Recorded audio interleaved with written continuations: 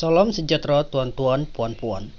Baiklah, berita terkini ialah Datuk Seri Ahmad Zahid Hamidi menyifatkan kenyataan bekas Peguam Negara Tan Sri Tommy Thomas yang mendakwa kerajaan dominasi Melayu di Malaysia menunjukkan prestasi amat buruk dalam pentadbiran sebagai tidak bertanggungjawab dan tidak sensitif kepada masyarakat pelbagai kaum di negara ini.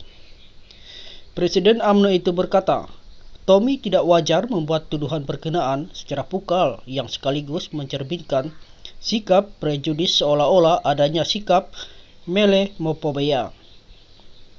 Beliau menyatakan kegagalan kerajaan Melayu ketika ini didominasi oleh orang Melayu.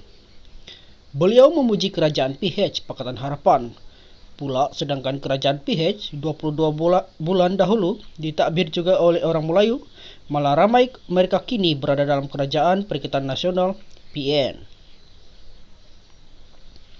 Mereka ini bukan sahaja Melayu, terdapat juga etnik India, Cina dan Dayak. Maknanya, Tommy Thomas terlalu obses prejudis sehingga melabel-label etnik Melayu tanpa melihat perspektif yang menyeluruh dan luas.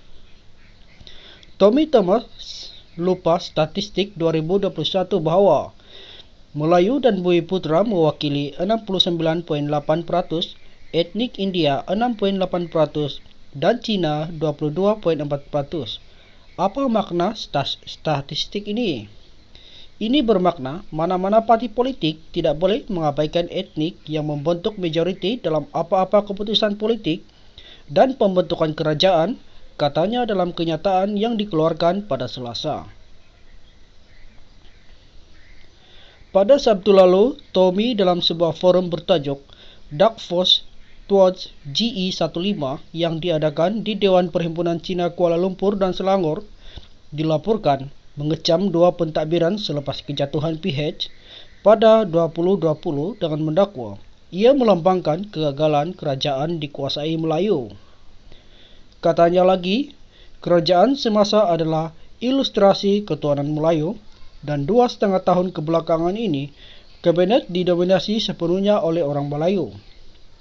2,5 tahun kemudian, anda mempunyai alasan objektif untuk bertanya soalan, adakah kerajaan Melayu lebih cekap dan lebih baik? Adakah anda bergurau? Mereka baru saja melakukan kerja buruk dalam tadbir urus, kata Tommy. Ahmad Zahid berkata, dari segi agihan jawatan kabinet, ia perlu mencerminkan dan berdasarkan jumlah populasi negara ini, dan ini berlaku sejak dahulu sehingga kini dan diterima secara menyeluruh dan menjadi amalan demokrasi tanpa mengabaikan etnik minoriti. Jelasnya lagi, orang Melayu dan Bumiputra terkenal dengan sikap bertolak ansur dan tidak rasis.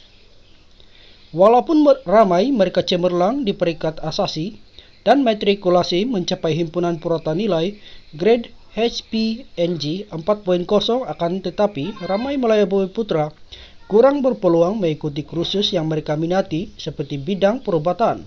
Namun mereka tidak gunakan isu ini sebagai mereka dipinggirkan dan tidak pula mereka dengki terhadap etnik lain yang mendapat tempat tersebut. Di mana-mana tempat perkampungan Melayu dan Bumiputra ada sahaja kedai Cina khususnya dan India, malah perniagaan mereka ini disumbangkan oleh kuasa ekonomi Melayu Bumiputra yang memakmurkan tanpa sikap prejudis dan rasis, katanya.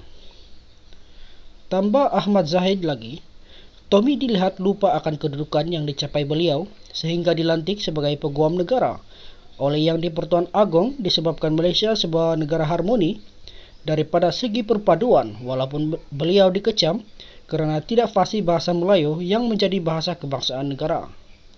Namun sikap Tommy Thomas bukanlah baru. Dalam bukunya, beliau pernah mendakwa Parti Melayu sentrik selepas PH membawa bencana. Sebagai rakyat Malaysia, kita perlu menolak sikap rasis yang boleh menggugat keharmonian kaum. Biarlah kita bersikap di mana bumi dipijak, disitulah langit dijunjung, dan hayatilah peribahasa bersatu kita teguh, bercerai kita roboh,